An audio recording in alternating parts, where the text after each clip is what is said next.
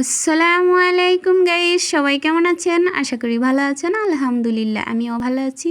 তো এই যে দেখেন, এটা কি মুসুর ডাল আর আম। তো এই গরমে টক ডাল না হলে কি চলে বলেন? যে গরম পড়ছে। তো আজকে আমি মাছ মাংস রান্না করব না, নিরামিষ পাকাবো। একদম নিরামিষও না, ডিম রান্না হবে লাউ দিয়ে। তো এখানে আমি 2টা ডিম দিয়ে লাউ রান্না করব আর রান্না করব আম ডাউল। সবাই সাথেই থাকবেন। তো আমার ভিডিওটি যদি একটু হলেও ভালো লাগে অবশ্যই একটি লাইক কমেন্ট সাবস্ক্রাইব করে পাশে থাকবেন আর ভিডিওটি শেষ পর্যন্ত দেখার অনুরোধ রইল।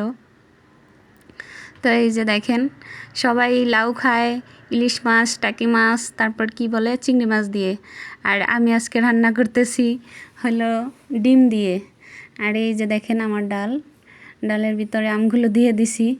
তো মাশাআল্লাহ খুব সুন্দর একটা কালার আসছে। এই যে দেখেন তরকারিটারও দারুণ একটা কালার আসছে।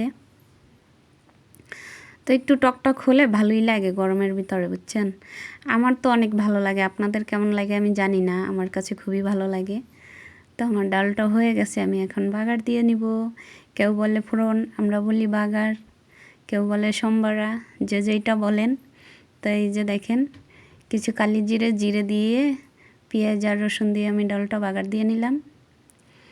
আর লাউটাও একটু বাগার দেবো, তাহলে মজাটা আর একটু বাড়বে, টেস্টটা।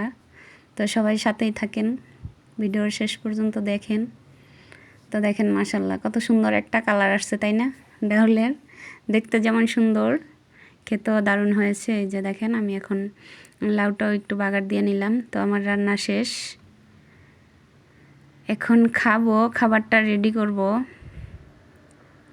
তো আপনারাও সাথে থাকেন, কে কে খাবেন চলে আসেন। এটা আমাদের রাতের খাবার, আর আমি বেশিরভাগ রান্না রাতে করি, দিনে করি না, রাত্রেই রান্না হয়।